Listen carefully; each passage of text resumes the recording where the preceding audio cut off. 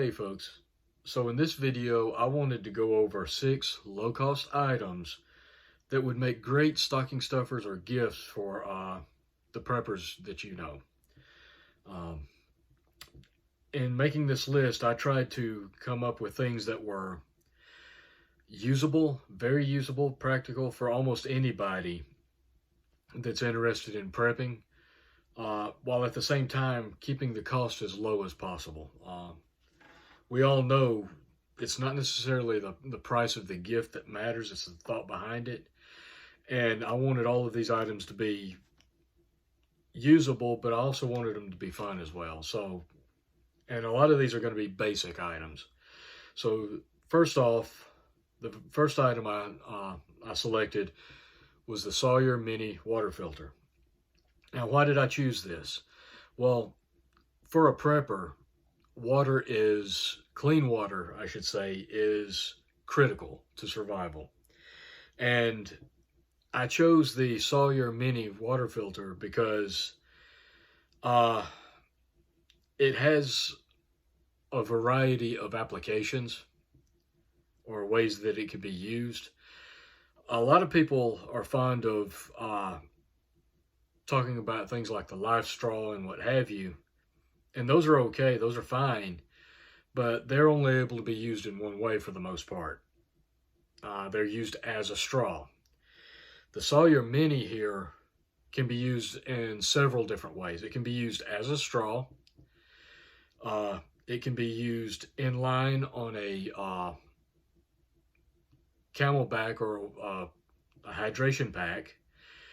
It can be screwed onto the top of a bottle so that you can drink straight from a bottle.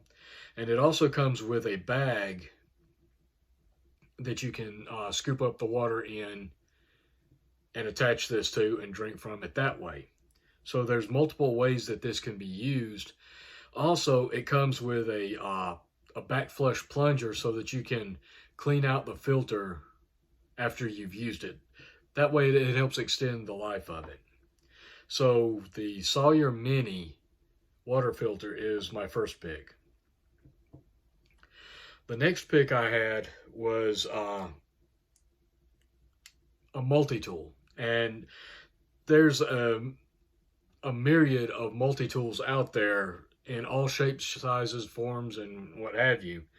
But the multi-tool I'm talking about is something like this one. You have a variety of tools in it. I don't remember offhand exactly how many this has in it. This particular one has scissors. It has a Phillips head screwdriver, it has a bottle opener, it has a file, a large flathead screwdriver, a can opener. It has a couple of different smaller screwdrivers, and it has a standard knife blade. It also has, and is one of the features that I like, it also has an actual saw. Now, you're not going to cut extremely large pieces of wood with this, obviously, but it has its place, it has its uses. And then, of course, it has the needle nose pliers with the wire cutters. So,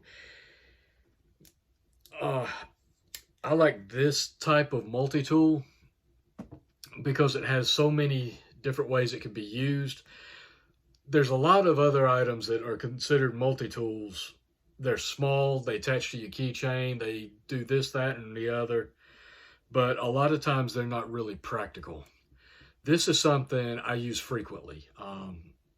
And anybody that has one and they carry it, you're going to find yourself reaching for it more often than you would realize. So that's my second pick. My next pick is actually a book. And one of the things that a lot of preppers need help with is medical. And there's a lot of people out there that have great training as far as medical skills, but the vast majority of preppers don't have certifications as an EMT. They don't have advanced medical training. So what I chose for item number 3 is the Prepper's Medical Handbook by William W. Forgy.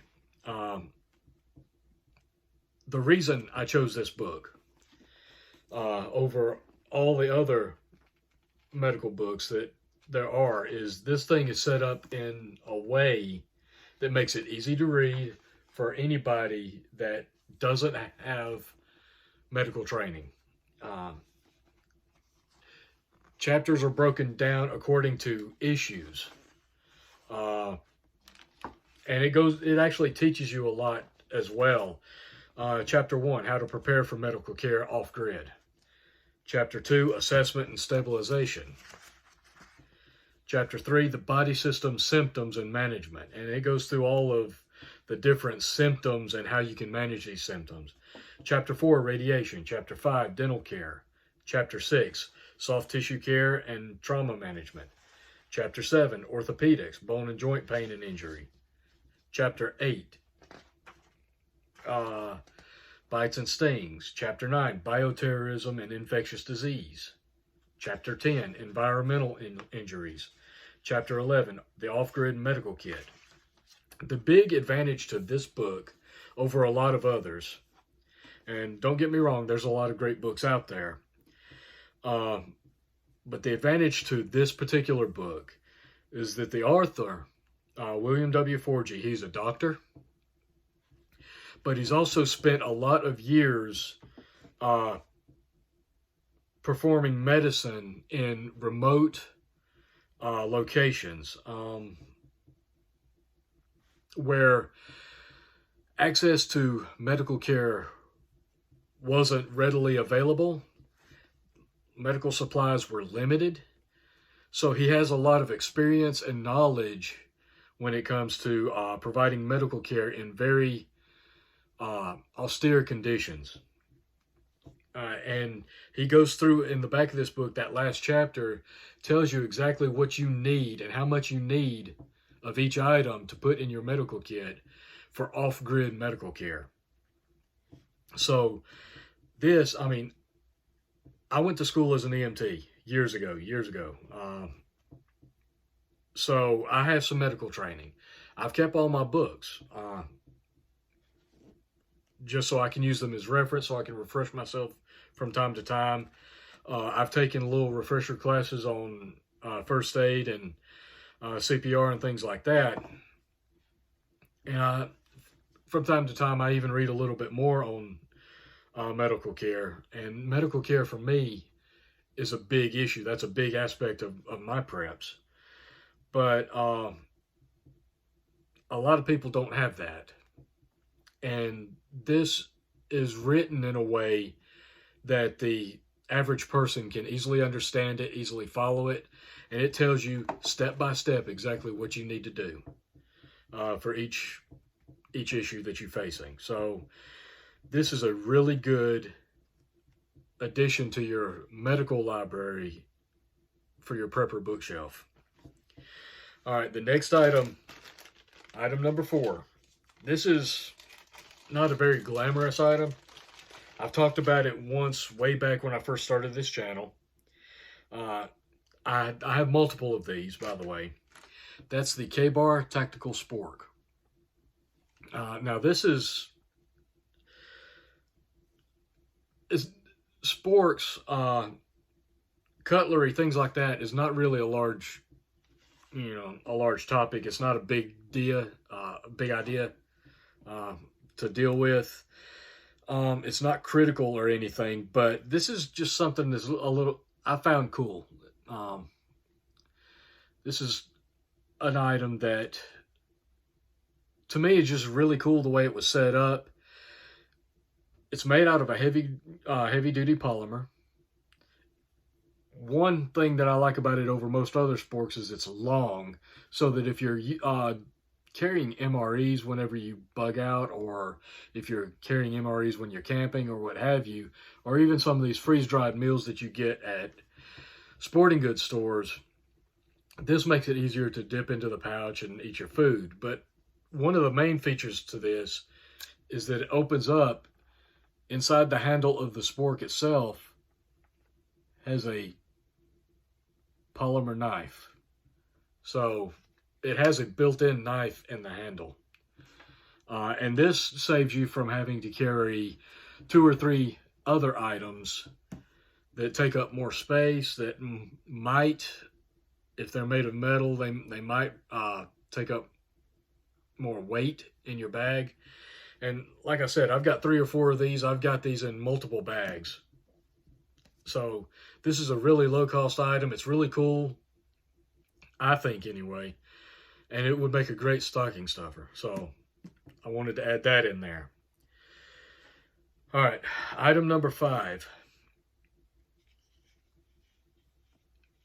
One of the most useful items a prepper can have, particularly if you're building a bug out bag. And this also applies to people that love to hike, do a lot of hunting and fishing, things like that. This would apply to that as well. It's not just preppers and bugging out, but you need a good knife. And there's a lot of great knives out there that cost an awful lot of money. Good quality knives can cost as much as $200-300 a piece. On the flip side of that, a cheap knife, it's really hard to find a cheap knife that's good quality. A lot of times it's made out of poor quality steel. The heat treat's not good on it. It doesn't really hold an edge. The overall design of the knife is poor. The construction might be really shoddy. So one thing that a lot of people like, and I like it myself, I have one of these with each of my bags as well. Although I have more specialized knives and even more higher quality knives, I do have one of these with each of my bags, and that's a Mora knife. The cool thing about these is plastic polymer sheath. It's got a drain hole in the end. It can clip on to your belt or your bag or however. You've got a polymer handle. You've got a nice carbon steel blade. It's a basic shape of blade. It's nothing really fancy, but it's a real high quality steel, carbon steel. These are made in Sweden. It's got a really good edge on it. I mean, this thing is razor sharp.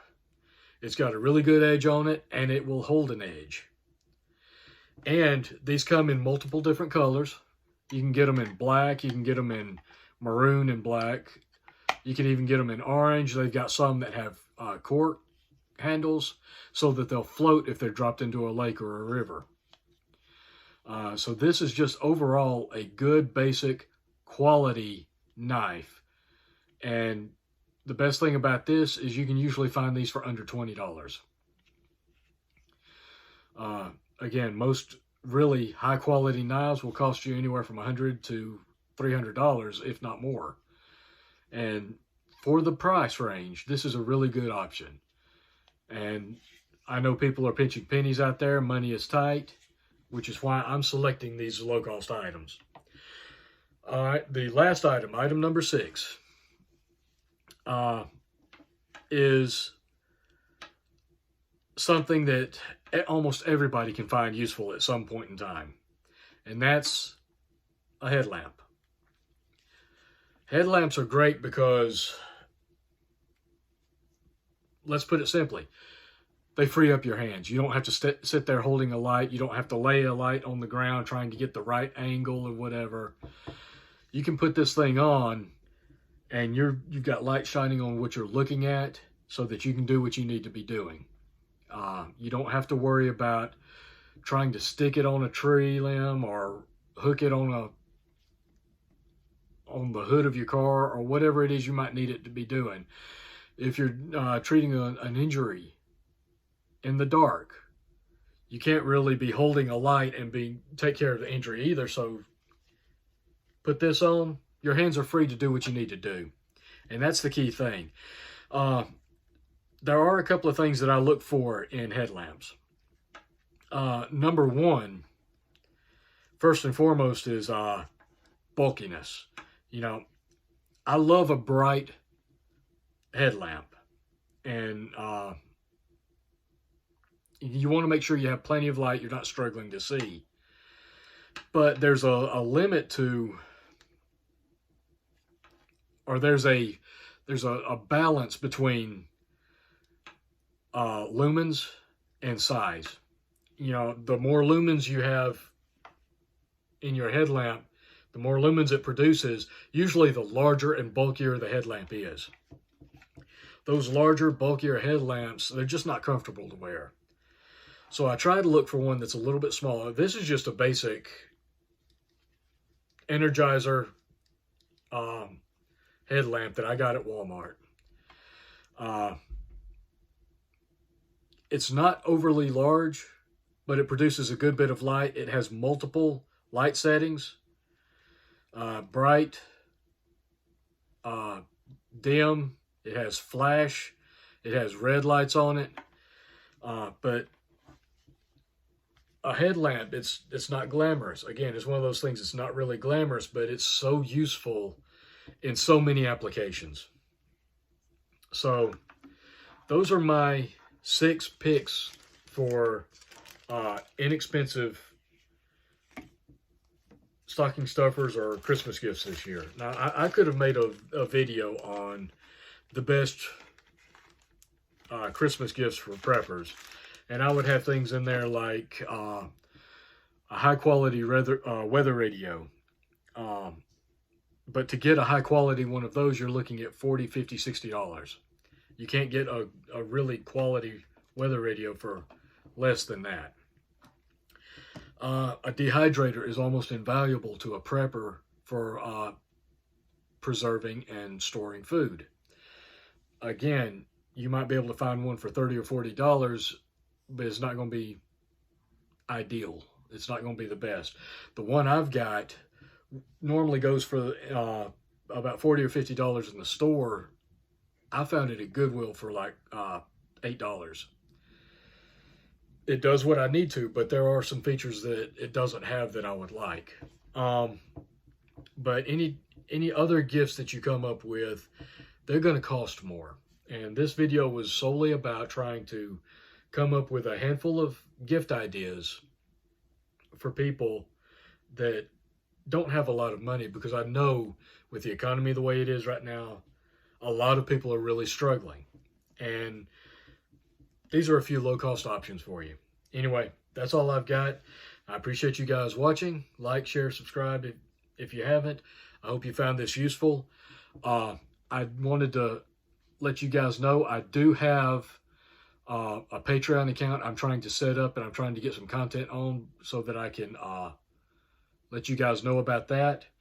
Also, I have designed a Mountain Creek Prepper coffee mug that's going to be down in the links in the description below.